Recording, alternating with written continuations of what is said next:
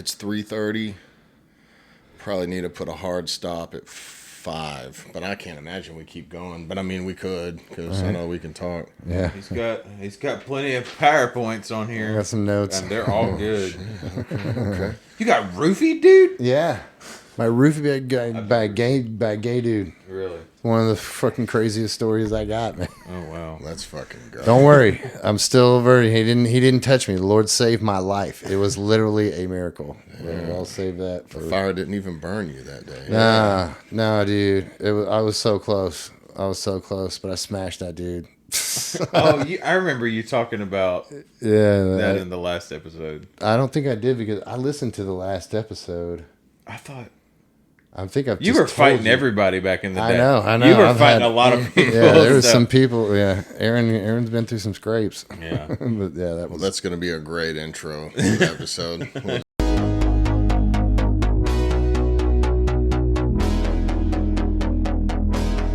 All right. Well, welcome back to another episode of Two Dudes One God Pod. Today, Pat and I are sitting down again with Aaron. Howdy. Aaron Hinds. He has done it again. HindsFineArtGallery.com. That's right. HINDS. He has brought a piece that we're going to talk about today. I'm going to do the best we can to get some close-up, some video of it, but this is it right here. Mm-hmm. This one's for sale. Yeah. This one's for sale. If you have to ask how much it is, don't ask. I think they're reasonably priced. I keep mine. Mine are all in the $1,500 to $7,000 range, and the $7,000 ones are huge or big. Yeah, they're really giant. They're like this one's like in the low $2,000 range. This is oil on canvas. It is oil on canvas, and like I said, I don't want to keep the prices too exorbitant because I'm trying to tap into a market that doesn't buy art. Christians, we don't because we're left out of avant-garde art. Yeah. High end. We're there's no one. I mean, you got Calvin Klein Jesus reaching through the water to get Peter. You got that one, right. And then maybe another time he's hanging out in the clouds with some lambs. It's so interesting because in the 14th, 15th, 16th century, this is only game going. It was only Christian art. Yeah. But then next thing you know, like come the 20th century, like.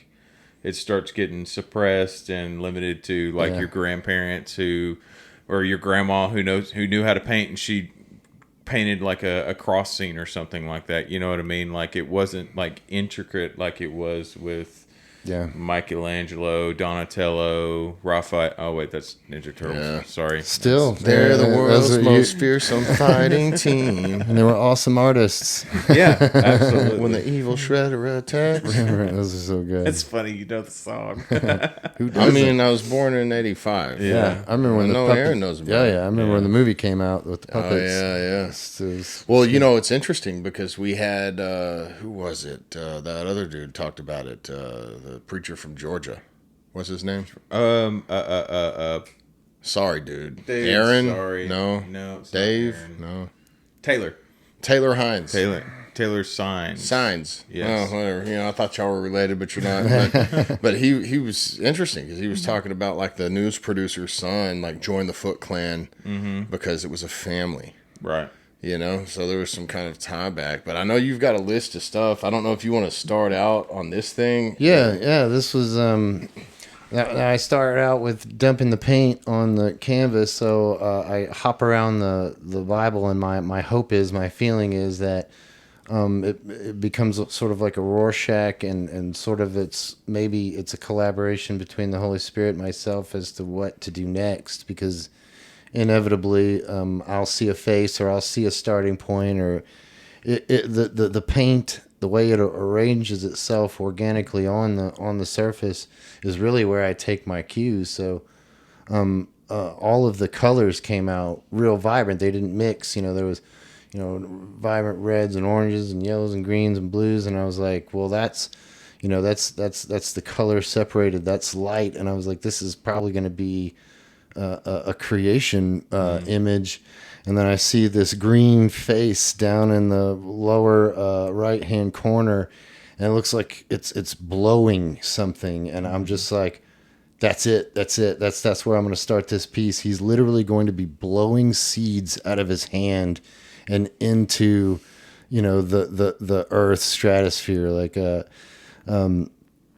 going clockwise up the pieces. He's blowing as he's creating and inventing every living plant that has ever existed. What a scene that must have been, and just all of a sudden, just the outpouring of creation and creative power, just that must have happened all at once. I mean, it must have been an absolute show. And another thing I like about this little area in the bottom of the canvas is I draw Jupiter, and this, God is just looming huge and large over Jupiter, and Jupiter is supposed to be the supreme God, and this big dirt clod, and I just dwarf it, with the entity that is the creator of the universe. And I have all of the planets in there, but and then I go up, and it's sort of this DNA tangle that Adam and Eve kind of arrive or spark out of, or are shown kind of flying out of, and then their DNA continues and tangles and then forms this path that leads to the cross, that leads to Calvary. Of course, Jesus, was, I think God, a lot of people are like, oh, Adam and Eve sinned and it's so terrible and God was so sad. I think he created us for this construct. I don't think he was like, I'm going to make it perfect and it's going to be perfect forever. I think he knew that, because he knows all eventual outcomes, but he could not cause the fall. So but he did create the conditions for it and allowed it, because his ultimate plan was a free moral agent. His ultimate plan was something bigger than a pet or a friend or a slave or some kind of live-in. This is the only way to create a free moral agent. Because if you're an all-powerful entity and you created something in your presence, well, then it wouldn't have any choice. Right. Yeah, have no option. Like we learned, like I learned early in this podcast. This is going to be episode 43. Awesome! Congratulations. So this will be episode 43, and that's not counting bonus episodes. Yeah. So we may very well be closer to 50. Nice. But there's 52 weeks in a year, and we started this in October. And October's coming. Yeah. Nice. October's coming because we got a Freedom Weekend coming, right? Like we're about to have earlier nights, cooler days, and this is like I'm looking at this painting. And like, what is this in God's like head or hair? Is this like, are these like those are the animals? Yeah, the animals. These are like the ideas. I can see like horses. I see a horse in there, and moose and giraffes. Wow. And it's interesting to think that life is God breathed, and then you have Him blowing. Yeah, like it's literally springing out of His head. Yeah, because there's no other way I can describe it. Well, they talk about like the Word in the beginning. There was the Word. The Word was God. The Word was God. So our language is so important. We've talked about it with several guests. The language of the heart. What's your first language? Your language defines your thinking, and you have such a way to like bring into like a moving picture in a still painting. These words that I think a lot of us, like, we do good to just read it and understand it, like at a basic level. Yeah. But you look at it and go, how must this have been? Right? Which is what's cool to look at this, because there's several scenes. There's probably 15, 20 scenes here going on, right? Well, it's like it's verse 1 through 5. It's so packed. It's like literally the first 5 verses, and I'm like, okay, I got to stop right there because I've only got one canvas. But that's the good thing about this scripture. I'm going to be doing this for the rest of my life, and I won't even get to a quarter of it, which is why I kind of want to bounce back and forth between the Old and New Testament, and in some cases mix them. Yeah, because because of prophecy, and it's all a through line. They tie together. Yeah, like time and space means nothing to the Holy Scripture. So well, I mean, he exists outside of it. This is cool because Travis, he lied to me. He said that he was going to spend like all summer like talking about Genesis. Oh, really? And now we're doing this rooted deal, which is cool. So I'm not mad about it. I mean, like change. the sermon was cool. Yeah. But I think he said he was going to come back around maybe first of the year. And he's going to like do an in-depth dive to Genesis. Yeah. And I was like, can we talk about the book of Enoch? And he was like, maybe. We'll touch on it. But it's cool to Christ see referenced this, right? Like, Yeah.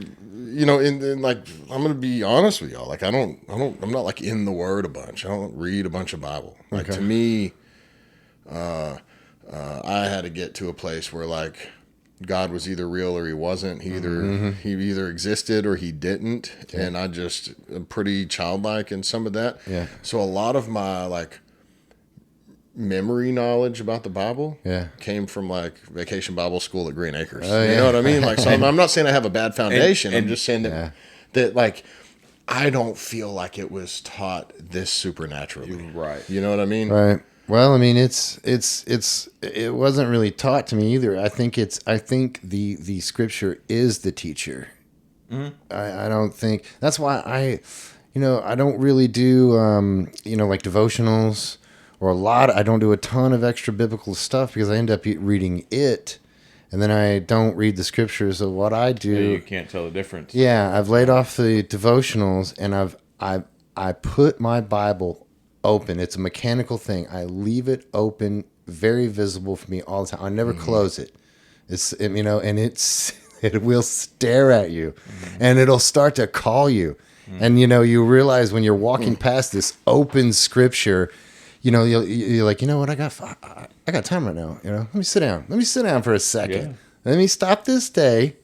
And it's not going to be that way if it's closed and on a bookshelf. So I've done this experiment for a few years now, just because I got concerned. Oh man, I need to read the scripture because when I'm reading the scripture to create these paintings, it just keeps coming. I'm like, how did I not know? When did this pop up? Right. I've read the scripture my whole life. What is this craziness? And so I can attest that it just keeps coming. So for the past 5 years, I have set it out open on the desk, and I read it more. It's a visual thing. It's a mechanical thing. And that's a way to really incorporate that into your life in a nonchalant way. And you don't have to sit there and be like, "Oh, I didn't read my Bible today." Okay. That's why I hate working out. It's like it becomes this regiment thing, and you feel bad or you curse yourself when you're when you're not, So that's what the problem with the devotional is. They have dates on them, and when you miss a day, you're all everything's thrown off. You end up just like reading these things and praying real fast and reading the scripture verses that's in it. It's like a quiz, just like in school. Yeah, but it's interesting that there's a lot of people out there who are believers who will tell me straight up, like, I'm not a reader. And the only reason why we as a society don't have a lot of readers is because the only reason why we would read stuff in school was to take a test, to take a quiz. You got to study for this. It was never to actually get it into your heart. Like, I'm sure there's plenty of people that remember How to Kill a Mockingbird, but it's not the same as it getting ingrained into who you are. And I think that that's something that the school system has had to do with. Yeah. I think that, Satan has definitely used plenty of government agencies to boot out the concept of scripture reading, because you think about it, like, everybody had a Bible in America in 1786. Oh yeah. You know what I mean? Like, and everybody was the main. Everybody. I absolutely, because it was a huge portion of education. I don't know that everybody in America could read. I think our literacy rates right now are much higher than they were in 1786. I've watched. I don't know. That'd be a good question. There's like a few people out there. I'm gonna find out. 1786. Yeah. There's like a few the printing people press out there around at that time. Oh yeah, yeah, okay, yeah. Like, and the thing is like some of the first printing presses were for newspapers and Bibles. Yeah, Gutenberg. That's the first thing he printed was the Bible. The Gutenberg Bible is worth it's priceless. And we've come so disattached There was no single 1786 America literacy rate because official measures didn't exist, but estimates suggest rates were around 60 to 90% in New England and lower in the South. Yeah, because that's all you had to do. With significant variation. There wasn't like TVs and stuff. Like people studied the sky. People were smarter. Yeah, way dads smarter would than like us. sit around and read a book, read the Bible to their families. Southern white adult literacy was roughly 60% around the late 18th century. I would be willing probably to more say than it that's is now. more than it is today. Yeah. Realistically. Our education, America's education is in the toilet. I think we're like 26th. Yeah. Thanks, Marxist. Overall raw literacy rate in the United States right now currently is approximately, now this is AI, is approximately 99% for adults, but They're lying. the term literacy rate can be misleading. Ah. A more nuanced view shows around 79% of U.S. adults possess adequate literacy skills for everyday tasks, while 21% struggle with basic reading, a figure often described as functional literacy. Furthermore, 54% of adults read below a 6th grade level, and there has been concerning decline Yeah, man. in adult literacy scores between 2017 and 2023. So In the audiobook. So I'd probably give it to 1786. They probably could, I bet they could read a little bit better. They're definitely smarter than us. And probably, Pat, you're right, because they learned how to read at church or with their mom or something. They read difficult manuscripts, like Thomas Paine. Wuthering Heights or something. When did they write that? 1888? Oh, they were reading like society forming documents. Well, yeah. Look, Jefferson. because we got sidetracked again, I just wanted to read Genesis 1 through 5. Okay. Because this is what this is describing. So I'm just trying to wrap my head around this, because he read 5 verses and painted this thing.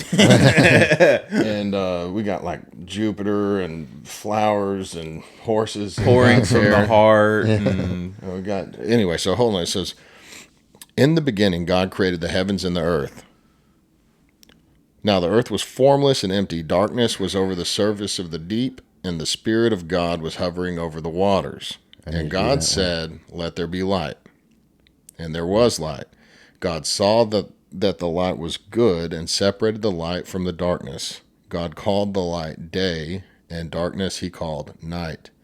And there was evening, and there was morning the first day. Wow. And there we go. That is the interpretation. I may have read a little bit longer, maybe because I get through the birds, because it's maybe 10 verses. Yeah, maybe it's 10. Yeah. Hold on. And God said, let there be a vault between the waters to separate water from water. Yeah. So God made the vault and show the separated creation the of the water earth there in the middle. under the vault from the water above it, and then it was so. Vault. That's interesting. I've never read it translated as a vault. Well, this might be some kind of fake Bible. It's from Christianity. No. The words can be different, but they still mean the same. In fact, vault may be a little bit more descriptive because a lot of the water, because originally we had a single landmass, Pangea, and most of the water was something about Pangea. We don't know about that yet. No, you never heard of that term before, but that's the term. What happened? It's a song. Okay. We'll play it for you after that. Is it a pop song? It's a rap song. Oh, okay. I think both of those are misleading. Yeah, probably. But anyway, most of the water existed under the ground. So, yeah, vault. Well, and it was so, God called the vault sky. Okay, I was totally wrong on that. And there was evening and there was morning the second day. Okay. And God said, let the water under... I don't know. I took a screenshot. We're done reading that. So that was a heavy reading. Yeah. Let the water under the... It talks about the water being under the earth. In fact, that's what I think those big geyser-like things that like Devil's Step and big bubbling looking things. Like the waters of the deep. Yeah, like I think it was a massive prehistoric geyser, and because it's not a tree. It was not a tree. The earth... Scales, that was not a tree. That was a huge geyser that came out of the ground, and that was the end when it's finally muddy, bubbling up, and it just stayed this giant riser of mud. And there's a bunch of those all over the world. But to keep going clockwise after Adam and Eve. They're the white figures there. Yeah, the tangle of DNA. I show the tangle of DNA turning into a path towards the cross and Calvary. That Jesus, because I think God originally was like, we're going to allow this. We're going to teach them how we want to be treated. And then I'm going to send you as an atonement. Yep. And that's how we're going to get our free moral agent. So I always try to put in Calvary in every single one of these Old Testament scenes, and it always fits. Going on to the top of the page, I see, I do kind of a below foreshortening view of God, kind of creating the sky and birds. See all the birds kind of flying away from him, and then there's heaven in the top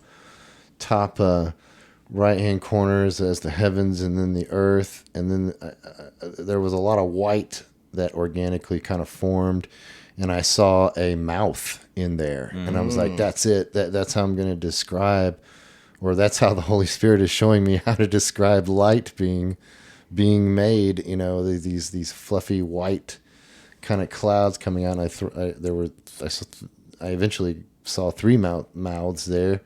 Or just made it in my head, Once you see one, you can see kind of anything you want. Yeah. So I did symbolizing the Father, Son, and the Holy Spirit as a triad, creating light.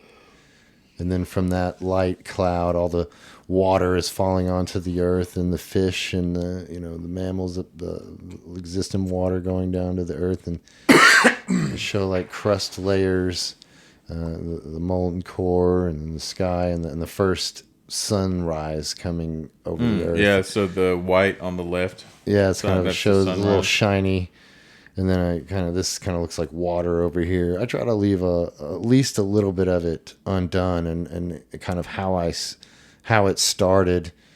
My painting prof Paolo Burrichelli, he's always in my head. You got to let this thing breathe. He always said, You're strangling her, You're suffocating your painting, Yeah.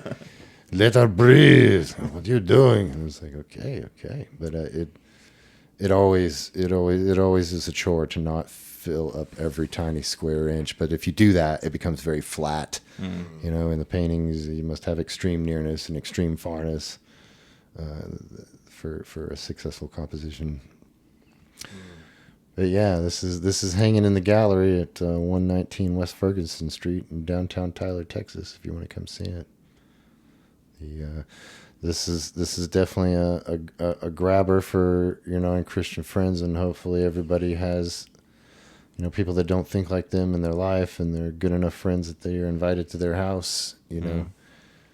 Well, that's why I love that. You're like, hey, I want not only to get compensated for these. I want people to buy them, right? But you want them to be in a place where they're going to get talked about.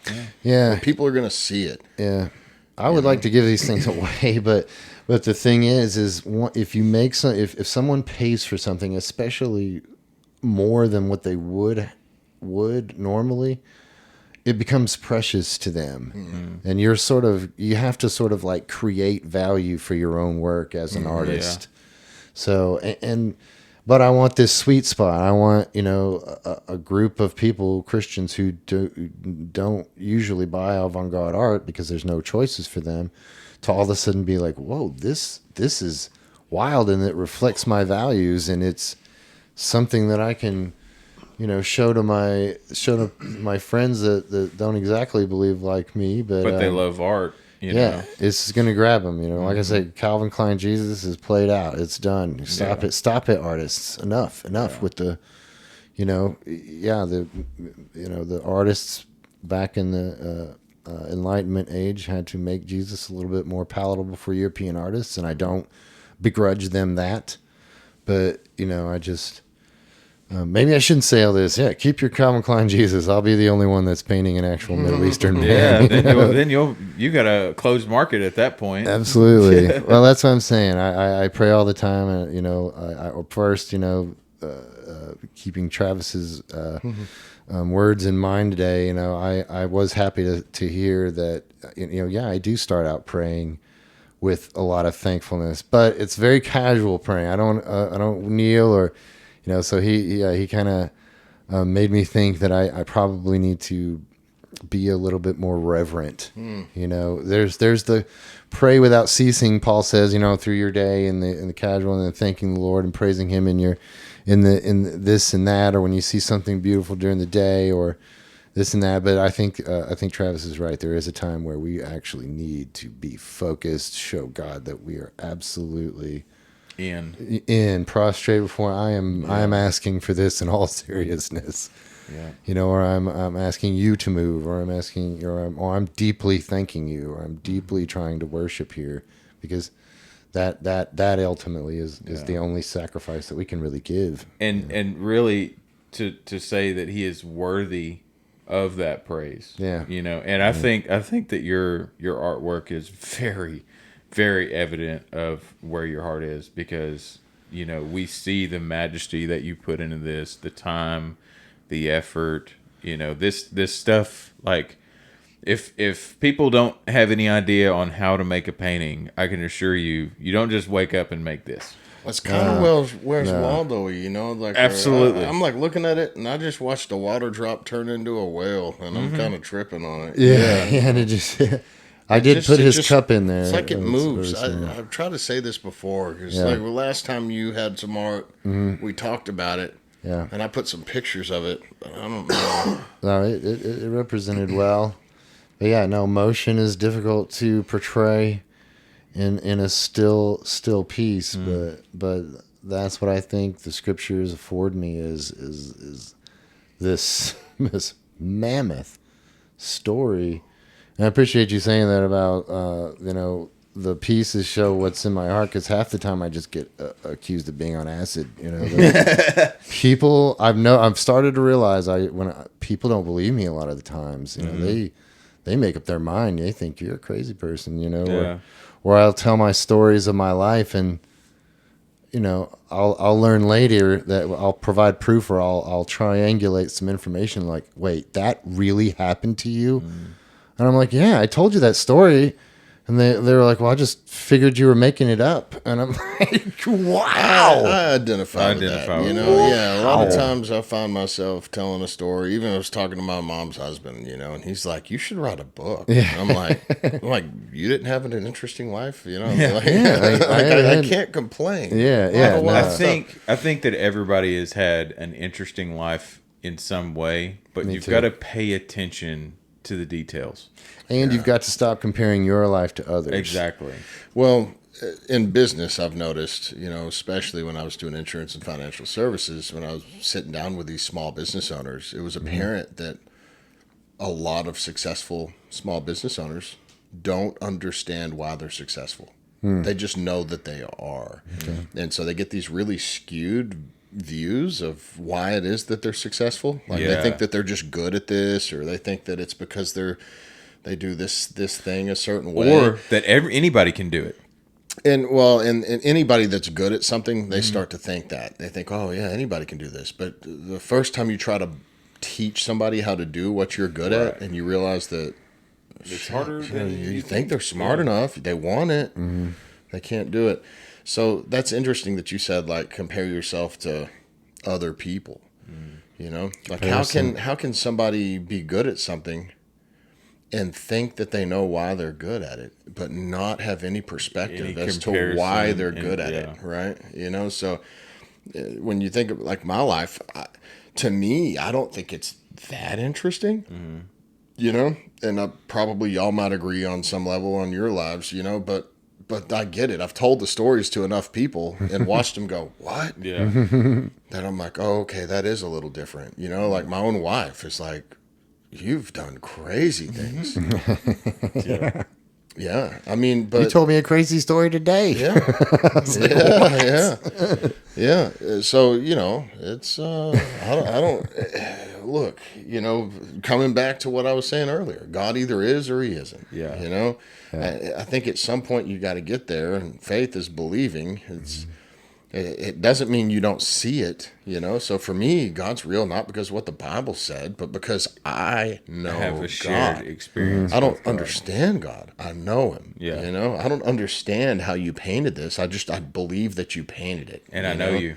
Yeah. Right. And Faith so is the evidence of things not seen, And I think- the essence of things hoped for. I'll be honest with you, man. Butchered that. If you were painting anything else, like that didn't have anything to do, I don't think you could produce anything without the worldview that you have. Not like this. Not like this, because like I'm sure you've had people ask, like, can you make secular things or whatever? Oh yeah, the guy And- that discovered me is like, you got to stop with that and Jesus stuff. and you're probably just like, well, where the heck else am I going to draw inspiration from? Like, I mean, I've had other series that I feel strongly about. I did a children's book, and all the characters were birds, and I just turned into this amateur ornithologist. I decided I love birds. Yeah. And so I did a whole series, but it kind of doesn't last. yeah, And then I had up in New York, I had sculptures in relief, what I call exoskeleton megacities, are my vision for the future of urban design, and they're really cool and all, and it's real abstract, but they're hard to make, hard to store, and but this. Once I started doing this, I was like, what took me so long? right. It's just, and it's an instant.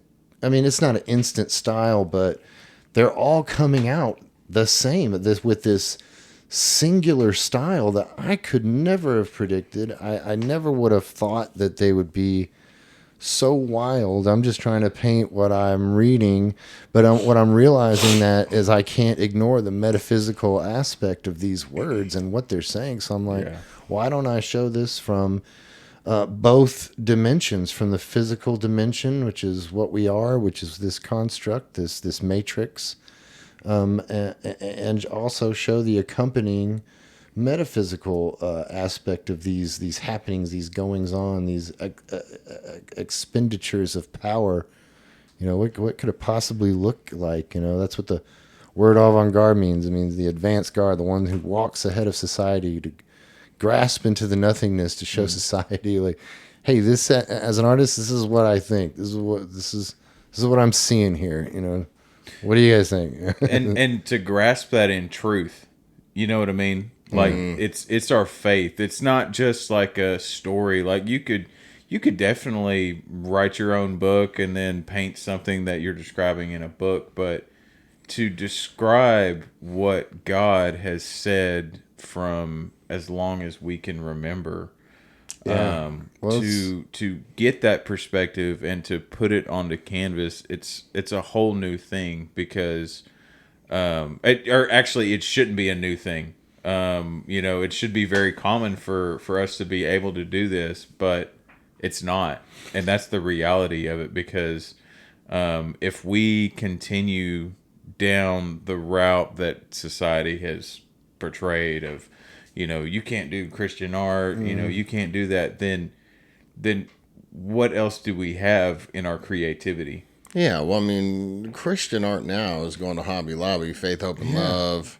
Yeah. I'm trying to create something that there's a little bit of cheese factor in all of Christian stuff, music, movies, and I'm trying to break that cheese factor and get some real edge on here too, because the harvest is plenty. Mm-hmm. That's why I'm trying to perfect this manuscript, this update of Pilgrim's Progress. I think we need a bunch of different mediums. And I was telling Trey earlier that I fed my manuscript into the AI engine, and it sped out like 7 pages of stuff that I needed to do, and it was all correct. I was like, oh man. Okay. It's like, well, half of it was constructive criticism, the other half but it was very detailed, I mean, and I was shocked, and I was like, okay, now I got to blow this whole thing up again. It's gonna be even longer, but I think it's worth it, because we are trying to compete with the world for the harvest. Yeah. Because the harvest is exploding right now. All Marxism and humanism, both ends. All this stuff has left all these people cold. And they say the young men are starting to return back to Jesus. And hopefully the the young females will follow suit. But well, I mean, they're going to have to. You know, there's more women than men alive in the world. Yeah. You know, and so like I was telling you in the car, you know, I saw 2 headlines today, and I don't know, I can't cite them or whatever, but one of them basically said that this generation that's turning 21, 23, 24, this younger crew, they almost unanimously refuse to open a bar tab. They won't open a bar tab. The next headline I saw is that alcohol consumption rates in North America are incredibly low. They're going down. yeah. You know, and so I think that might have some to do with availability and legality as far as marijuana is going. Well, start a bar tab. You got to leave your house. Oh yeah, 100%. Yeah, these Exactly. people They're on the phone. Why would I do that? The iPad kids. You know what's are old enough scarier to than drink. that is they're reporting that these kids don't have an interior dialogue. Yeah. Like they don't hear their own voices in their own head Well, anymore. it's apparent that they haven't Dude, thought about their own that thoughts is- before they open their mouth. I can tell That you to me is absolutely terrifying. Well- I can't imagine it. That's almost non-human levels. You know, that is terrifying. I mean, it's hard. So these kids have grown up with an iPad. yeah. And now, you know, like they think that interest rates on new cars are obscene, but they'll pay $50 to have Uber Eats bring them Exactly. a Chick-fil-A sandwich Yeah. because they don't want to put their pants on. So it's a Exactly. very Yeah. confusing worldview. Yeah. And you know, it's even affecting me now, right? Because even like if I have to go to Whataburger, I'd rather order on the app than have to talk to the employee that won't get it right. It's going to screw everything up. Right? Yeah. And it's Love expensive, right? So here's the other interesting thing that I was thinking about. You've got the employee. Yeah. They would rather you order on the app too. Well, they're don't wanna training talk you to for that because all of those people are going to be gone. So You're not going to be able, in 5 years, you're not going to deal with a living soul in fast food. Yes. All that's going to be gone. Like I talked to Michelle, you know, I mean, she manages a T-Mobile. Yeah. And now this new deal is if you want to go in and get a new phone or you want to upgrade, they want you to open the app on your phone and do it yourself. Oh yeah. So I'm like, what are these employees doing up there? Brick She and manages mortar. people. So what's happening here, right? We're on the edge of a cliff, is what's going on. Back when the Sandy Hook shooting happened, I had a Glock 40, you know, which is or 23, The 23 fishing. model, 40 caliber. Glock 23.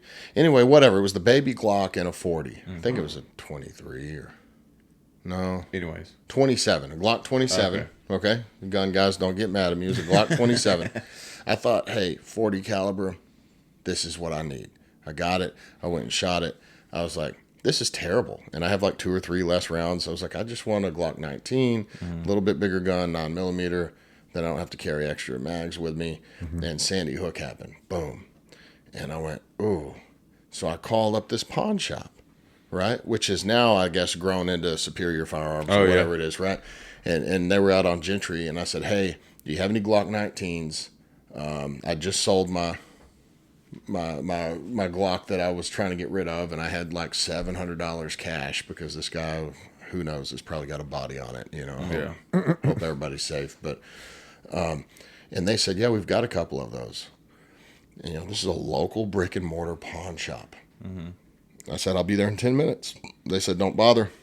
Guns on Gun Trader. You got to go in there and bid for it. Right? So what is the purpose of having a local store? It's to serve the local community, right? Now, apparently, whatever that business practice or however they ran that, it's been really great. And they've got this superstore here in Tyler now. Or, yeah. you know, And in well. Longview.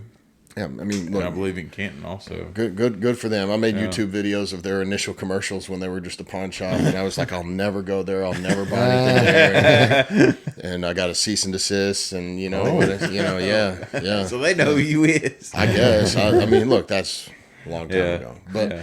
But look, that was a long time ago. This is before AI had started entering the realm of of actual application, right? Like they were still working on it.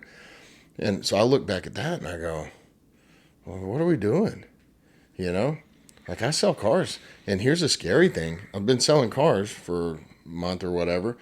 And there's this idea of like, well, I don't want to have to negotiate. I don't want to have to do this. Okay, well, you're going to get that at some point. They'll replace me. They'll replace a dealership, and if you want a Ford F-150 or a Chevy Traverse or whatever, you'll just type it in or put it on your phone, right? And you just pay what you pay, right? When you go to the cell phone store, the cell phone costs what it costs, the service costs what it costs, right? And then the local mom and pop, brick and mortar, somebody that has a thought, that can hear a story, that can serve a human, right? Because I think God put us here to serve each other, right? And to love each other, right? Well, like AI doesn't love. AI doesn't understand, hey, I totaled my car. I have to take this rental car back. I really need a car today. Yeah. AI is not going to have the authority to go, yeah, we'll cut this deal a little bit so that you can get a car right now. Exactly. Okay. Hopefully they'll be responsible in how they roll this out. Who's going to be responsible? I mean, this is like the Matrix all over. IBM was forced to shut down the medical arm of Watson because it was threatening medical schools and the profession of doctor. Everyone in the medical industry. So I actually watched that new show Alien Earth.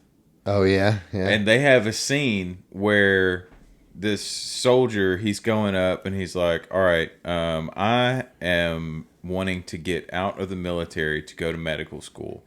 Says that I've got another 7 months left in my military service, but I want to go early because medical starts next month type thing. And the AI was actually like, nope, you've got to finish your 7 months. Exactly what you just described. Like there's management in those positions where we can say, HMOs. This is why HMOs are a problem. The doctor goes, hey, we need to do this treatment. It'll save your life. HMO goes, is it worth saving? That costs too much money. Exactly. Right? Yeah. And so who's making the decision? And as a human, as just people here on this earth, we have a proclivity to want somebody to be the decision maker, not us, right? So we have organizations, governments, however you want to put it. We want to be ruled. We want somebody to be in charge. I think that was put in our heart by God when He created us, and I think it should be that we say, God, you're in charge. We'll follow you. Yeah. So what happens is we get this humanism, we get into, all of this, whatever, We're experiencing the end of a Marxist revolution. and so what we do is we put these people together and we go, well, these people are smart. They can decide. Yeah. Well, sounds like a good deal when the decision's benefiting you. Right. Yeah. But when it's not benefiting you, then then what do we have? Yeah. Even Joe Rogan asked AI, hey, can we turn over our governance to you? And it was like, no, don't do that. Yeah. Because we lack the nuance. We don't understand things. You can't just turn it over, even though automation is going to drastically change the world. And I think the image of God in government is very important. I think that's the only real way to have a successful government, in a sense, not to the extreme of every single household has to have a Bible and all. Like, what is it? The new rule that they've done where there's no phones in schools, which that's good. I'm kind of like hit or miss. No, I don't think there should be phones in school at all. In fact, when I learned that kids could take their kids, I was incensed. I was like, "Are you kidding me?" Yeah. No wonder they're so stupid. But also, like now we've got more school shooters, in a sense. Yeah. And school shooting has happened because the precedent had been set. You know, Peterson was right. They were like, why is this happening? Because somebody did it. Yeah, exactly. Like somebody broke that barrier. Like, that's the worst thing that we could possibly think of is the slaughter of innocents. And now somebody did it in Paducah, Kentucky in 1989. Yep. And then you had Columbine. I'm not doubting whether or not the government has been involved with that. I have no questions about that whatsoever. Yeah, I don't know. You know, there was all this shade thrown on the Sandy Hook deal, and they were like, That was weird. I have no idea. You know, I just don't know what happened, but it didn't feel right. Yeah. Didn't feel right Or at like all. that one guy, he shot up a bunch of people. He was like living in his mom's basement.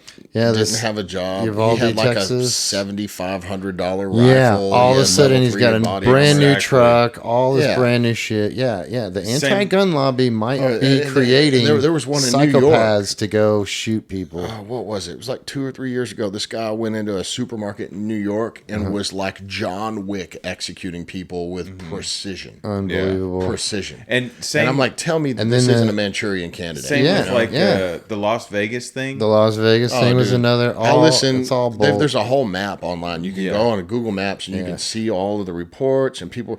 Like, dude, the Horse cycle shit. rate of the firearms that they say that guy was using is not reproducible. Yes. Yeah. with Under those any guns. circumstance. all of the models say that there's Yeah. at least 3 shooters. Yeah, Like, and serious machine guns, not an AR or whatever. in you know? different positions. Yeah, they want our guns gone, y'all. With the government wants our guns. Every government that has ever existed will, as soon as you create it, start a march towards totalitarianism. Our written constitution is the only piece of paper that has lasted this long and kept that process at bay. And the main thing, the hinge, that the fulcrum that will send us circling and splashing down the toilet, is if they get the guns. The guns is not for hunting. It's not for shooting Yeah. somebody that breaks into your house. It's for the freaking government. Yeah. You know? To keep them in check. Yeah, and all you people who think that AR is fully automatic, freaking read something. You know, Yeah. go to a Yeah. gun shop, please. So why Educate so yourself. ignorant? Why Yeah. so freaking bloody ignorant? Well, here's one for you. You can buy a pistol at 21. Yeah, You can buy a firearm at 18, but not a pistol. Right. Okay. So now for since 1934 or whatever, the NFA went through in 1934, I believe. And prior to that, you could go to a hardware store and buy a Thompson submachine gun. That was full automatic, 45 absolutely. ACP. yeah, that's okay? probably not the best idea. Well, I don't know. I think you should be able to buy guns, drugs, weed, hookers at the Everything. gas station without an ID. That's- yeah, you're right, I'm just you're like, right, hey, screw it. look, we got free will. Let's have free will. Yeah. Yeah. You can't An have armed freedom. society is a polite society. Can't have freedom and order. Yeah. It doesn't work that way. And so we talk about the rule of law. Yeah. What we're trying to do is trade our freedom for security, and it's a bad trade. Well, it's just a constant balance that you have to maintain. But let's think about these guns. So they make you wait a couple of years to buy a pistol. Now you can own a pistol. Your dad can give you a pistol. Yeah, You just can't go to a gun store and buy it. right. Okay. Now, so the NFA says, hey, fully automatic, except for a bunch of exclusions of people that get licenses, you can't have that, right? So I would say that 9 out of 10 firearms in America are probably box-fed semi-automatic firearms. I'm talking pistols, shotguns, rifles. Well, it's probably not shotguns, not box-fed, but anyway, Yeah. you know what I mean. Now, No country I've got for old men. I've got an AR in there. It's an 18 and a quarter inch barrel with a pinned flash hider on it or whatever, right? And I've got or 16 and a quarter. Maybe, I don't know. My Kalashnikov is a little bit shorter, but it's whatever the minimum length could be plus an Right. inch or something. And right? those are semi-automatic, Semi-automatic. weapons, people. That means one trigger, one shot. You don't hold down the trigger. And the guns that he just talked about Now- spray a bunch of lead. Yeah, Now, and plus skills- it'd be useless if it did illegal. that. Honestly, Yeah, Like, yeah. I would rather be able to meet her anyway. So, but here's my question. So they go, hey, now if it's shorter than 16 and a quarter or 18 inches, whatever the rule is, then it can't have a buttstock. Yeah. Okay. Can't have a buttstock because you don't want it to be too small. We're going to classify that as a pistol. Now, if you Yeah. put a buttstock on a short-barreled rifle, Then it's illegal. now it's a class 3 weapon. Yes. You got to do all this stuff. You got to register it. You got to go. Okay. And so, like, if you cut off the end of your shotgun, well, that's a felony. Well, But you can just buy a pistol. So it's really Yeah. confusing. So Yeah. so on some gun, so if you have a pistol and you make it longer by putting a stock on it, now it's illegal.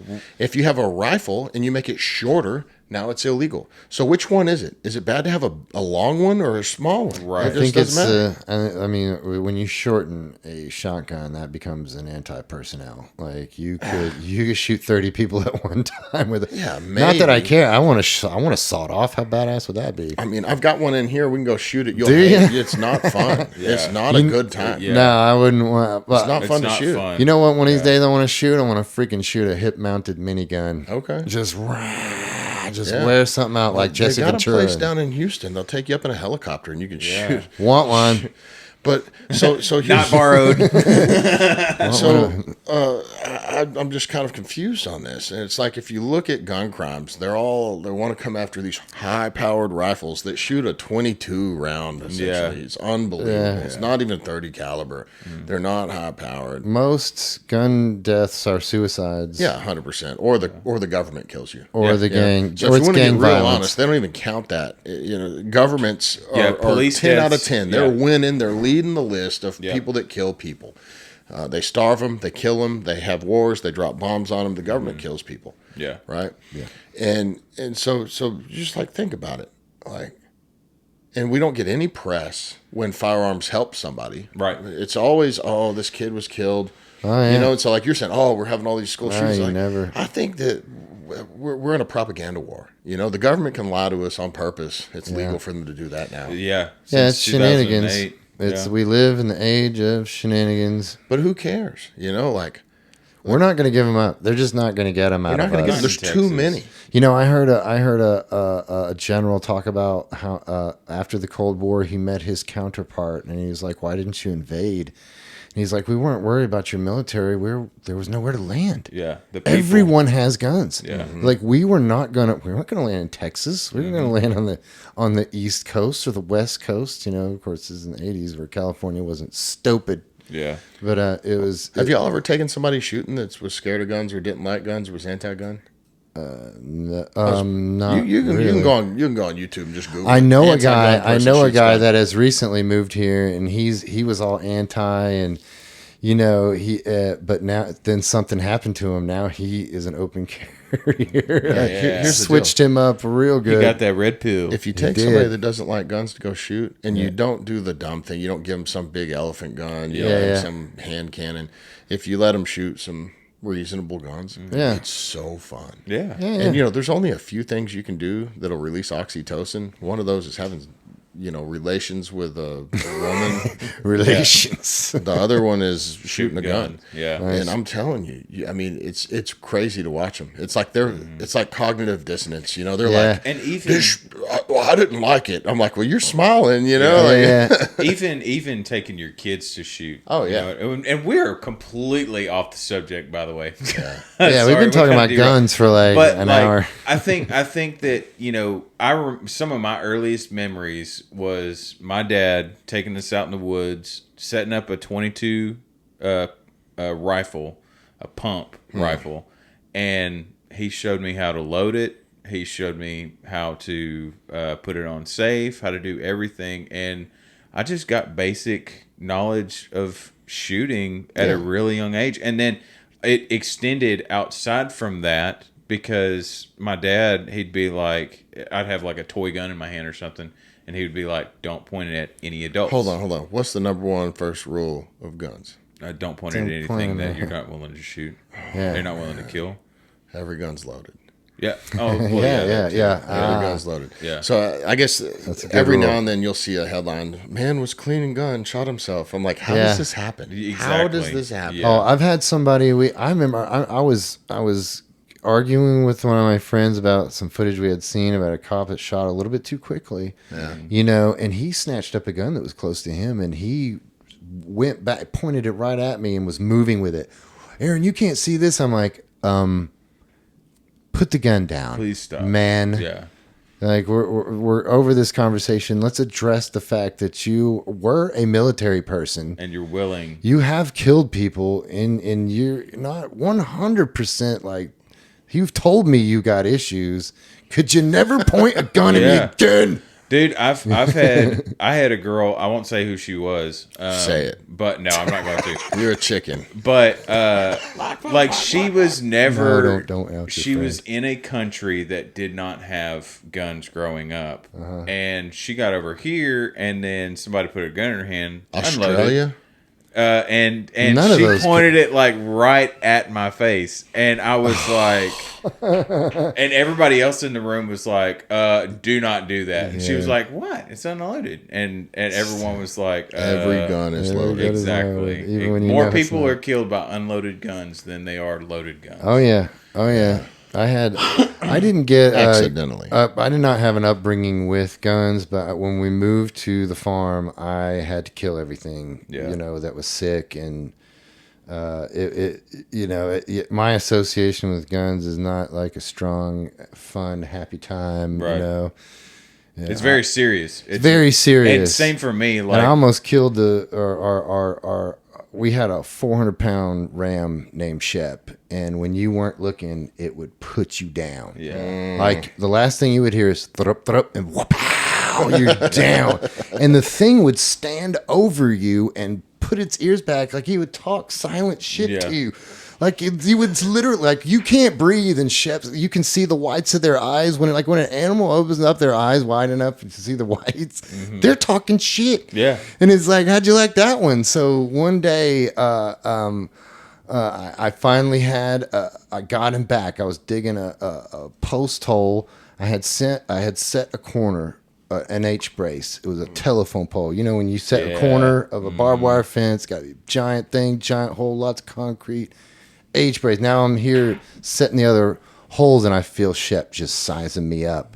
And I spin around, and he'll act all coy, like he's about to take you, and then when he sees you looking at him, he'll look off. And so this time I put my jacket over the telephone pole that I had set the next day, and I start throwing stuff at it, and I start yelling at him and enticing him to come on, and finally gets pissed enough, and here he comes, and he rams right into this pole and bounced off and hit the ground. And I start screaming in his face like he did to me. And we're out in the middle of 100%. Yeah. We're in the middle of nowhere in this pasture, and I am screaming at this like stunned, big animal that I've just. I mean, that was a Bugs Bunny move. I was like, you Looney Tunes. Yeah. That's how I can beat this bastard.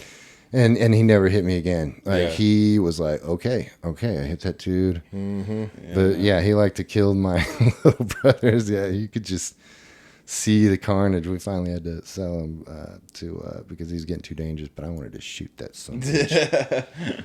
But yeah. It's a crazy thing because like we have gotten like separated from our food. Mm-hmm. And like for me, I've killed more cows than I have deer. You know what I mean? Because I've done the butcher thing. I did it in Australia. Like we butchered our own steers on the station, and that's like a whole new thing. Whenever you're like feeding it every day, and then getting it to weight and everything like that, and then finally, all right, buddy, it's time for. Yep. It's time for you to live in the freezer for the rest of your duration until you end up in the septic tank. And we're so disconnected in that aspect from our food that people don't understand how valuable life is. And I think that's really why we have a lot of school shootings Or suicides. exactly, is because we don't understand how valuable life is. And on top of that, the science of the world has done a pretty good job at telling us, that that's not what actually happened. Right. You know what I mean? Like Right. the creation, like this actually just happened by random chances, and we're all just here on a random rock. And the world doesn't believe that anymore. exactly, and it's dehumanizing within their own faith, because you have to have faith to believe that this came about from nothing. Yeah, and you have to ignore mathematics. You have to Exactly. ignore quantum mechanics. You have to ignore it all. they oh man, I just had one of those thoughts. It just disappeared. Poof. Welcome to the podcast. Yeah, I was just about to say it. Amazing. Oh man, I'm not gonna get it back now that I'm putting myself. Okay. What else you got on this sheet? You got anything? I just have a bunch of random stories. I got Let me pick one. Yeah, pick one. Let me pick one. Yeah. Okay. Be the editor. Let's go. There's one that I didn't know if I was going to talk about. So Let's go near death in Subway. oh yeah. I've had 3 distinct near death experiences, and this was one of them. I was on the subway. Nobody. While I was waiting for the train, nobody was there. It was after a night of partying, and I decided that I'm going to jump on the trash train and ride to the next station because it would be fun. There's a trash train. There's a trash train and it's open. It's got like open bins that are on cars, and this one was empty. I have never heard of such a thing. Yeah, they're in the subway. They only travel, late at night. They go and they empty all the trash, and it's a trash train. So I was like, sweet, I'm gonna jump on this thing and ride the subway. And as soon as I jump, the train lurches forward, thwomp, and it's just nothingness. I hit the side of the rail, my knees, elbows rake, and I'm falling down in between these 2 giant things that are starting to move. And luckily, my elbow I just managed to get my arm around one rail, and my feet are dragging on either side of the track. I can see the giant thing that's about to cut me in half, and I'm drunk. I am in serious pain. I thought I broke something, and I'm losing strength fast. I've only got one arm around this thing, and if I let go, it's over. Yeah. And that's the last thing I remember. Next thing I remember, I was laying just perfectly on the platform, just facing up, like I had been placed there like a child. You know? And I was like, how did I get out of that? And I'm like, okay, I got somebody's. It's somebody's full-time job to look after this crazy person that's in Hinds. I'm like, I felt absolutely scooped up. I've had something very similar experience, only it was with fire. So I was probably like 12, 13, and I knew my way around a gas can and some fire and everything like that. Well, I got way too comfortable, and I was pouring gas like all over what I was trying to burn and everything like that. Yeah. And like it was getting all over the yard, and I was just kind of like, well, it'll be fun, Well, I lit this trash on fire over there, and mind you, there was gas over here behind me, and it went up all at once. And I remember seeing my shirt like burning, like catching on fire. And I remember I closed my eyes and I hit the ground, and I stood up, and the trash that I just burned, that I just threw a match on, no fire. Really? No, nothing. It was literally like, I feel like it was like a time slip or something that took place. And we have guardian angels, I swear. I still, because I remember like seeing the hair on my arm like catch, like all that stuff. Oh my gosh. And I just opened up my eyes, and I'm on the ground, and the gas can is like standing right over there. I just walked away from it. I was like, I'm not burning trash today. That's like crazy. And I went and told my mom, and she was like, "Oh, you're crazy for playing with fire." And I'm like, "Well, you need to take this away from me because I'm done. Like, I do not want to deal with this." But like, there's been little thing, like that's not little. That's a big thing. That's happened before, and I don't know why. Like, I literally saw my hair, everything like on fire. And I just woke up on the ground like nothing had happened. Wow. And it's amazing. I definitely think everyone, even non-believers, are protected. Or I don't know how that all shakes out. Look at Michelle when she was 7 years old, going on a subway or a bus to Walmart. Like really young, and the fact that she wasn't like picked up or taken, kidnapped or anything in Denver, Colorado, like that is a miracle within itself. That is pretty wild. Can always be worse. Yeah. Colorado, I had another near-death experience in Manitou Springs, Colorado. Oh, okay. When I was a kid, my parents sent us to what is essentially an anti-abortion summer camp. It was the worst summer camp of all time, as you can imagine, because some fun summer camps, you get to do crafts and go play and stuff. No, not this. This was an indoctrination camp. You're learning about reproductive organs. Oh yeah, first day I'm like, oh, what the hell? I'm like, oh, but they show you pirated video from abortion clinics. How old to were you? Children. Oh, I must have been. There were kids as young as 10 there. I think it was like 10 to like, I think I was 14 or something. And we are watching children being dismembered, like, and thrown into trash cans, like I've seen a whole trash can full of human baby heads.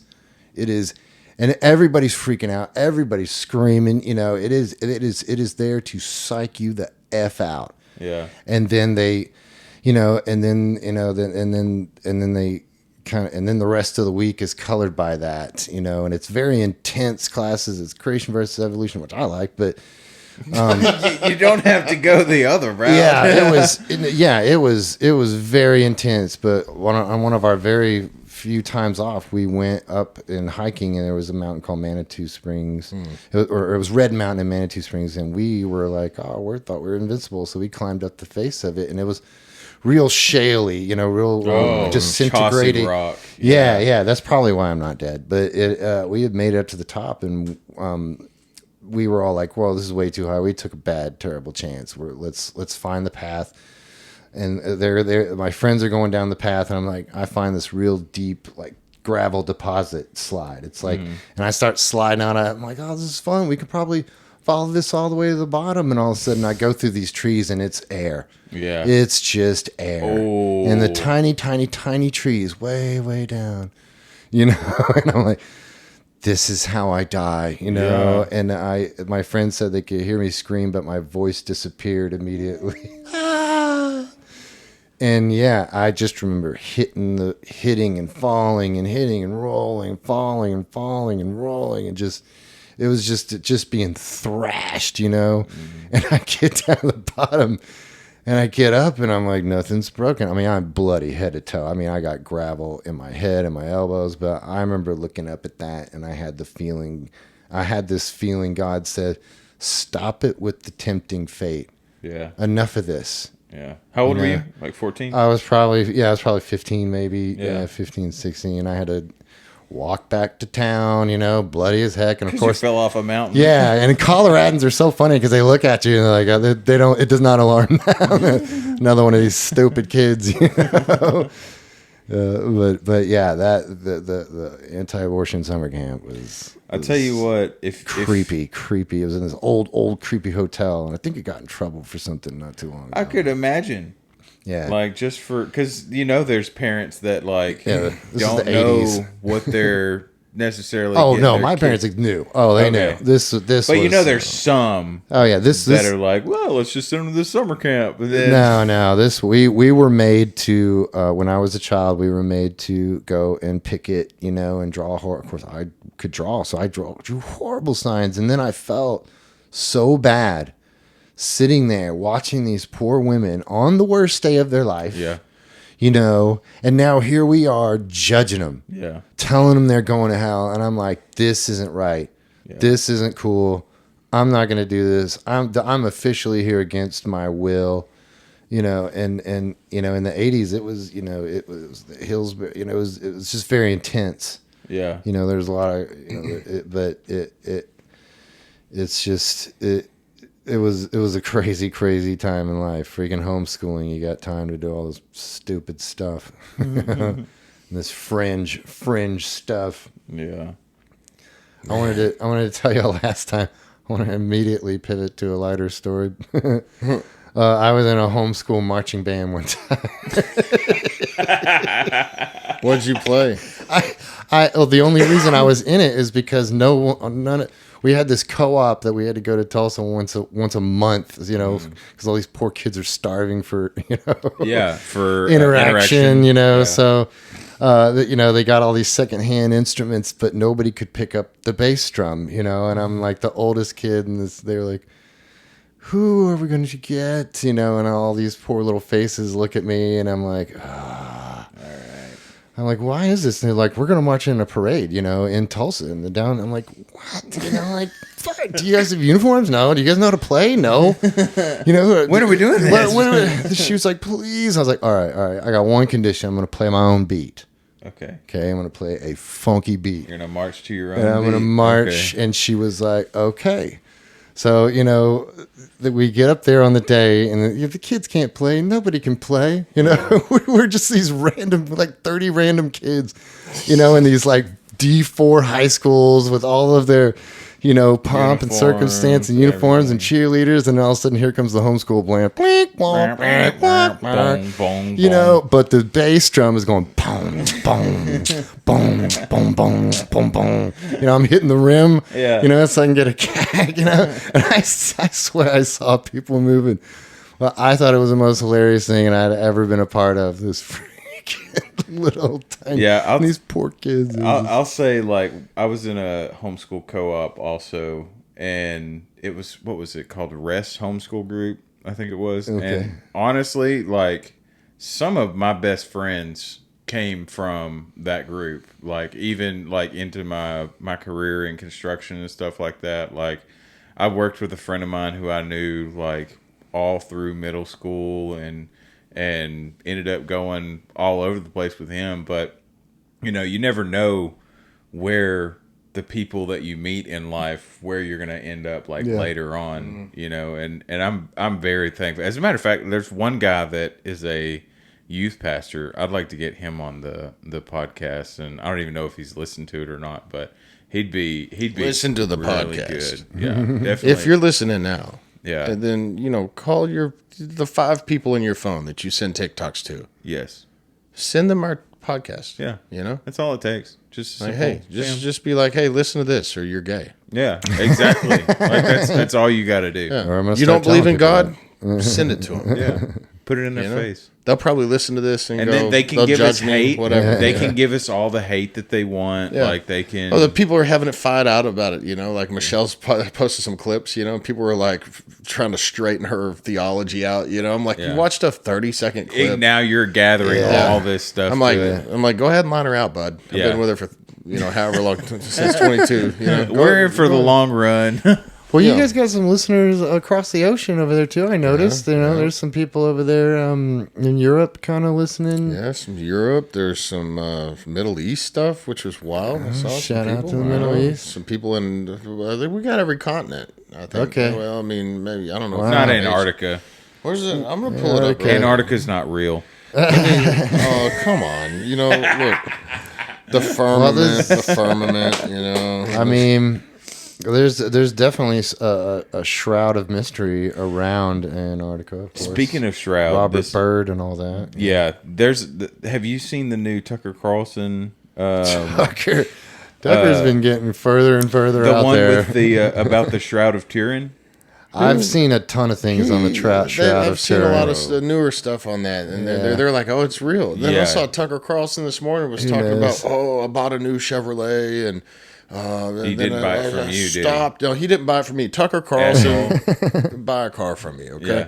Yeah. I'll sell you an old one. That's what he said he liked. He goes, I don't like these new ones because I was getting gas. Yeah. And it was like, please stay stationary while we upload information about your vehicle. And he was like, I don't need that information going out. I don't want my information going out. And I'm like, come on, dude. Then I don't know what to tell you. But yeah, he was talking about the Shroud of Turin, and it's crazy because a few years ago, I guess it was like back in 2017, I had seen like a headline of an article scientists prove that the Shroud of Turin is fake when it is not at all the case that they found, because the Shroud of Turin has only been allowed to be examined for 5 days. I believe it was in 1985 or 1989. There was then, and there was 2016 when they did one of those photonic, like they were like the testing, negatives. Yeah, well, they were testing because they said this image had to be created by photonic heat. Right.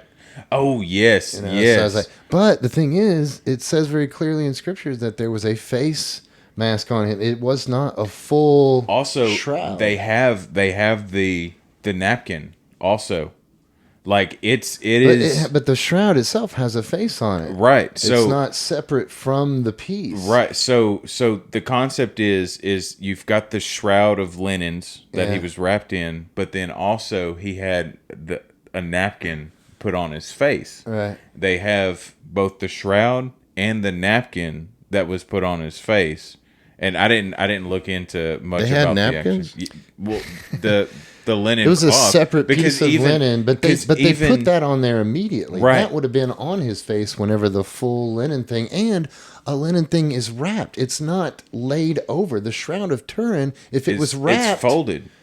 well, it okay. If it was, I don't know. And I also saw something where it passed through the ownership of a Family. of a lord. Yes. that was I can't remember. It was like Romanian or something like that. Yeah, and it he- looks a lot like him. Oh, really? Yeah, like they were saying. From what I understood, is that he actually donated it to the Vatican, Right. and then the Vatican closed it up.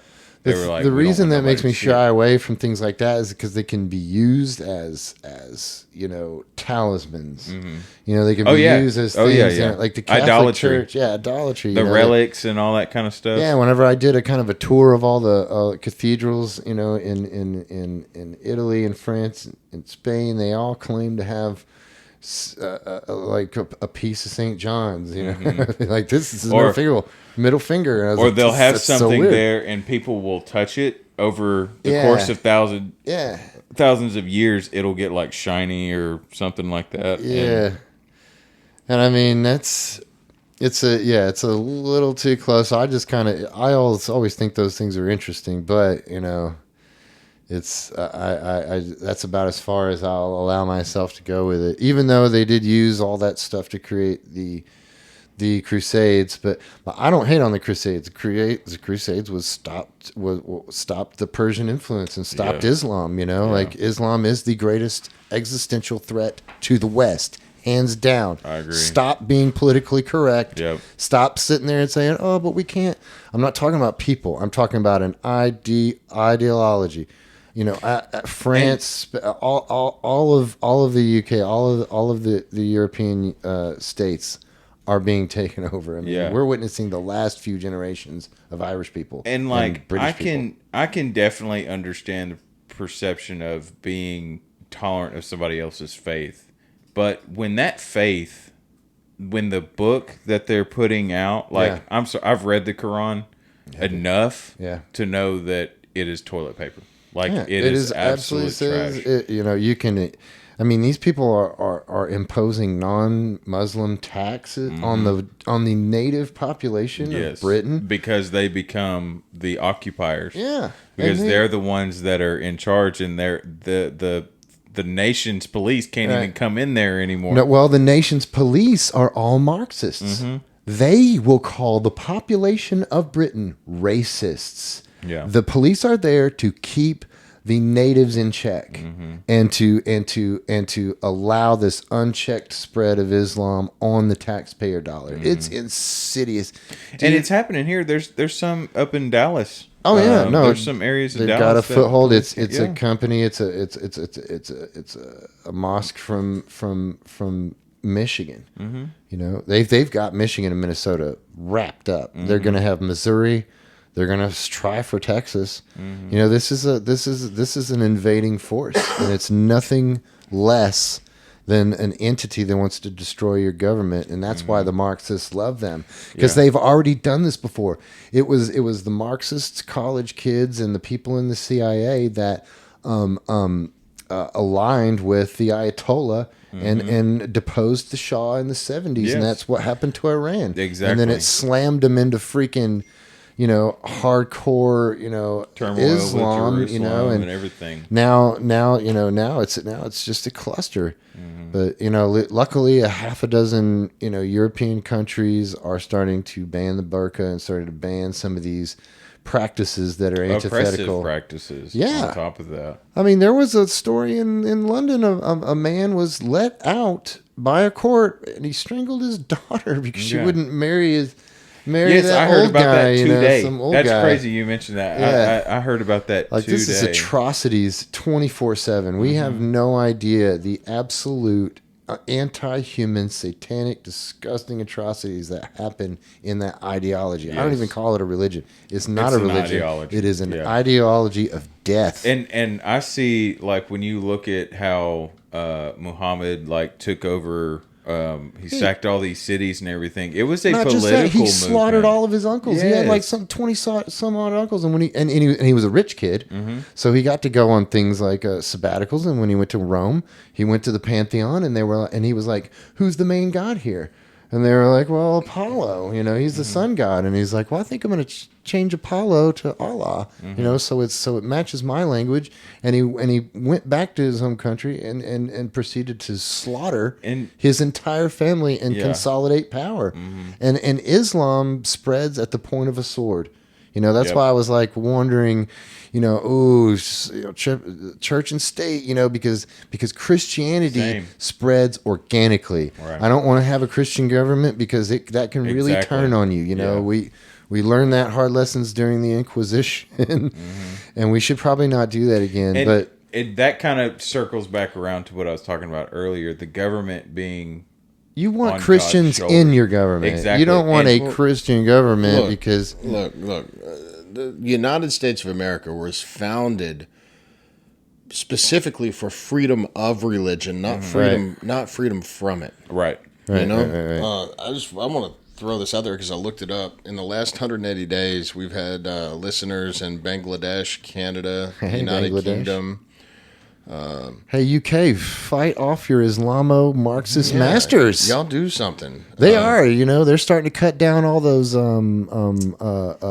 the surveillance cameras. Oh, really? Yeah, what they'll do if they don't have a power tool is they'll tape a blade to the pole, so that when somebody comes along with a power tool, they can take that tape off. They can take that blade and cut that pole down. Oh, wow. Oh, there's a hilarious guy. Where else? What do you got? Hold on, we got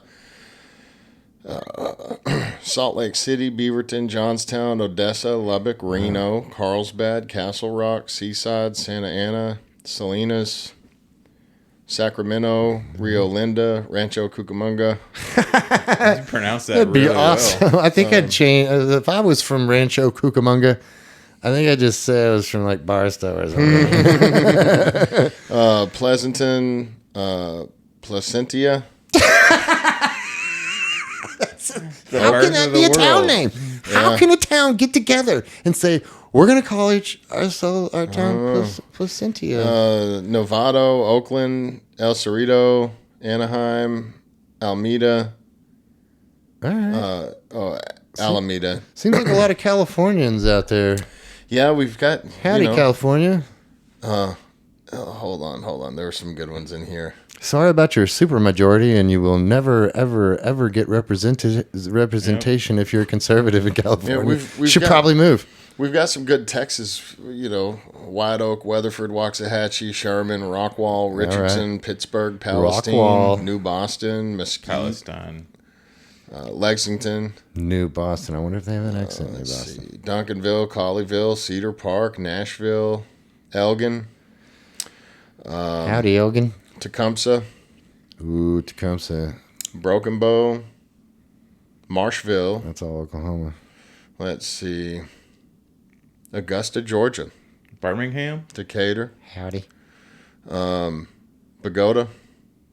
Oh, Bogota. Not Bogota, Texas. Bogota, Colombia. Bogota, Here we go. We're back into another. Really? They let you listen to stuff in Bogota, Hey, Colombia? look, Santiago del Cali, Colombia. All right, Colombia. Metepec, Mexico. Brazil. Hey, Mexico, Sao Paulo. y'all about to be invaded. Hey, look, Monaco, the Okay. Netherlands, The Netherlands. Spain, Hello, Netherlands. Philippines, Oh, Philippines. I'd love to go India, Malawi. Oh, so we definitely just talked to a bunch of Muslims. there. Hey, Hey, look, if you're repent. Muslim, don't hate us because you ain't us, okay? hey, I'm sorry. Listen. I am diametrically against your ass. Yeah, like seek the truth. Greece, Athens, Greece. They're listening to us there. Hey, Athens. Yeah, Athens, Greece. Not Athens, Texas, but I bet we got an Athens, Texas here somewhere. Heck yeah. What is the Ireland, Dublin, Ireland. birthplace? Italy, Rome, Italy. Yeah, Dublin. yeah. Where else we got here? This is a list. Love Rome. I think Great that's town. mostly it. But I It's mean, probably a trash hole now. when you look at the map of the last 180 days, I think I've missed some because look at the dots. Yeah. Nice. That's pretty good. That's Got kind of Africa. far flung. Yeah, zoom in. This. I bet you the one in Africa is Rhino, the African safari hunter that I want to get on here. Sometimes I feel like we're just making up people. I wish it was the case, but If you're real, come on the podcast. You know? yeah. We've gotten a lot of comments. There's been some really look. This is the thing I think is funny about people is we get emotionally attached to what we believe, and then it affects our ego, and so we will argue to the death. I mean, like Argue I've with talked to the people. fence I've been clean and sober for 22 years. I meet somebody else that's in recovery. And they'll still defend their drug of choice. You know, cocaine's the best drug. You know, I'm like, just shut up. It you is. know, like, It's all trash. It's all bad for you. you know, but these people Cocaine they'll is so argue. fun. They want to argue about stuff. They want their little clips and stuff. They want to argue amongst each other. They post things like, "Two Dudes One God podcast. Will you answer this question?" I'm like, Right. no, I'm not going to answer your question, dude. I want to see that. I meant back in the day, by Well, the hey, way, look, I dude, just you said got the cocaine is logins, fun you know, under my like, breath. you log into the YouTube Yeah. and read them. I mean, it's crazy. YouTube, TikTok, they'll be arguing, and then there'll be like somebody like, "Praise be to Allah," you know, whatever, dude. You know, it's Yeah, man. crazy. You go, what are you doing in here? Wrong God, bro. Wrong God. Here's what I do know. Sometimes it feels like we just get a guest in here and we just like tell stories and hang out, but. Yeah. But people have given strong feedback. I think all of us have heard something from somebody now, for sure, Pat and I. And, you know, my wife's episode went up last week, and she's had great, you know, feedback, and people are, like, excited to hear the story. What's a little weird to me is, like, there's people that we don't know that have never been to our church, that Right. don't know us, haven't had a meal with us, and they're, like, they're listening to this deal. Yeah. You know, and we've had people donate money, which is crazy now, you know, and like, I mean, if you're listening That's and you work cool. for the IRS, mind your business, you know, Stay in your lane. you know, Your budget's got cut anyway. yeah, yeah, 100%. So I just want to say thank you. You know, if y'all are kind of to tag on to the Absolutely. the prayer episode, you know, the prayer sermon we got today. It was And like, to be clear, don't do drugs; they're bad for you, and they'll Yeah, take your life away absolutely. from you and Absolutely. Or drop maybe you in not, a freaking you know? gutter. hey, look, Luckily, it didn't happen to me. I just kind of I got to taste it, and this is fun. But yeah, I watched it destroy people's lives. So I was like, I'm going to take my cue from that person and stop this nonsense. you know, we got free will, and everybody's got a story. You Yeah, know, and like yeah. if you don't have a story, if you've lived your life so tight that you've just done everything right, Congratulations. Come be on the come be on the podcast. We'll see. you know? Yeah. There are a bunch of good folks like that. You know, 100%. but that's why it takes everybody. The ones that I thought were like that we've had on the podcast, I found out that they weren't like that. You Yeah. know, Paul Roberts comes to mind. You know, he's Yeah. like, "Oh, I was so drunk." I'm like, "What?" In You a know? church. Yeah. You know, singing. So what? Yeah. So, yeah, I'm not gonna mix those two. what are we missing? Like, what are we? I mean, we were just kind of rambling there at the end. So, What time is it? It's 5:00. It's 5:00. Probably better 5:01. wrap up. Yeah. Okay. Well, Well, look, just to go back to this thing, we're going to try to get Aaron to bring some more stuff. So maybe he won't be here, and maybe we'll have to read something about it. But Yeah. we want to we want to bless Aaron by getting to show some of his art in a way that's different than coming physically to his art gallery. Yes. Because I know we just listed a bunch of places all over the world. Mm-hmm. If somebody in England wants one of your pieces, we can absolutely ship it. Yeah, go to hindsartgallery.com. They've got, you can get prints and the all over hoodies. Like if you want to be ambassador for the Lord, get an all over print hoodie, and you are going to get into a spiritual conversation. Yes. It will happen. Every time I wear them, it's like I talk about Jesus all day, because Jesus is all over it in this crazy way. Now, if you live in a area of the world where you're not going to get shot for Jesus, and maybe even then, I don't know.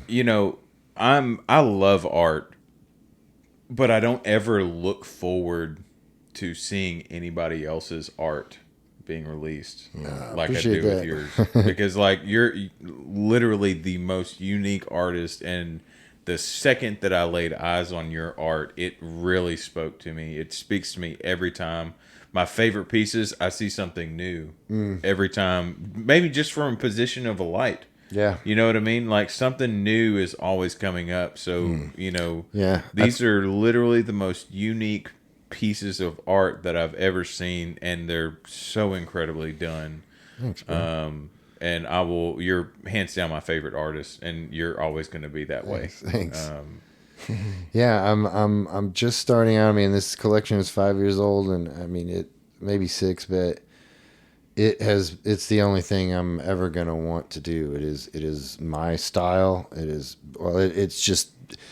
like the work notified me that this is your style. It's like God was like, "Oh, okay. Oh, you decided to Okay, all right. Welcome to the discussion, Aaron. I'm glad I wake up, bro. Took a little bit, but I'm okay. I'm a patient God. I'm not holding that against you. Here's this style that you are looking for. This ever elusive artist style that some people, spend most of their life trying to get to. You have to find a style that is just yours, and you can recreate it over and over again. And when anybody sees it anywhere, it's unmistakable that this is an Aaron Hinds. And that is what the scripture has done for my art career. It has given me this elusive style that nobody has. Even in Christian artists, it's very difficult, I believe, for other artists to paint, because I think they're a little bit still stuck with the Calvin Klein Jesus. We can't. I don't know why I'm not going to even start down the road again, but. I just feel totally blessed that I feel like this has been given to me, bestowed upon me. I don't know how quite to explain it. I mean, and you've been given stewardship over absolutely, it. Yeah. and you're doing it. Yeah, I want to be one of those servants that comes with a boatload of talents, and like I got a couple of trucks backing up too. Like I want this work to go all over the world, because I think it's going to do something. It's not going to sit there on your wall and be quiet. Right. It is loud. This will not let you walk past it. Like Pat says, I paint tiny, tiny things here and there because I want you a year from now, you'll see something. I get calls all the time. Did you mean to do that? I paint a lot with gold. And the gold won't show up until just the right light, and then it'll all of a sudden be a completely different painting 2 times a day in your house as the light comes in sideways. But I appreciate you guys giving me a platform and letting me come on. Blessings on all the people across the world, and if you want something to that reflects your faith. Come find me on Instagram, Aaron T. Hinds, or Facebook or TikTok or whatever. I'm terrible at all this crap. You're getting better at it, though. I'm getting better. I'm trying. I remember when we got an answering machine, you guys, and when I was a kid, whenever you put this machine down and you said this machine is going to answer the phone, I was a Transformers fan. So I literally thought this thing was going to pick it up with a robotic arm. And we We all got together as a family, and we stood in front of the phone. We called my aunt. We're like, all right, call us. We're not going to pick it up. We're going to let the answering machine answer it. Right? So me and my 4 sisters, mom and dad, we're sitting there staring at this answering machine like, oh my gosh, the world is about to change. You know, and every ring was just like this anticipation. It just, you could feel it. Ring, and nobody answered. Ring, no, I'm waiting for the robotic arm to come out and be like, hello, you know. And all of a sudden it was like, beep, Hinds family, please leave a message. And I was like, what the hell is this? You know, and he was like, it's through the wires. The wires carry the information. I was like, oh. Not beings. Oh yeah, we were. Crazy. It was shocking to see what we put up with. I always tell people we thought microwaves were heated our food with a nuclear decaying isotope, and we still ate it. In fact, the big thing was don't stand in front of that fan because that is nuclear. Yeah, you know, that's nuclear. We call it nuking your food, and we still ate it. It's just truly wild, just different times, and that's what I feel about the precipice that we're on with AI. So hold on to your butts, as Samuel L. Jackson would say in Jurassic Park. But anyway, well, turn to Jesus, repent, pick up your cross, and walk in grace. That's right. Find a scripture, find a Bible, just read it. Start with John. Just read it. Just read. Give it one shot. Some of the smartest people in the whole world have went at this Bible with the intent to disprove it, and they get all of them. If you're honest with yourself and what you're reading, it's gonna get you. Yep. It does not return. This is not. If you're a coward, if you're scared and you want to hang on to your religion, don't do it. Yeah. You know. But if you got some cojones and you want to seek truth, dig in there. Yeah.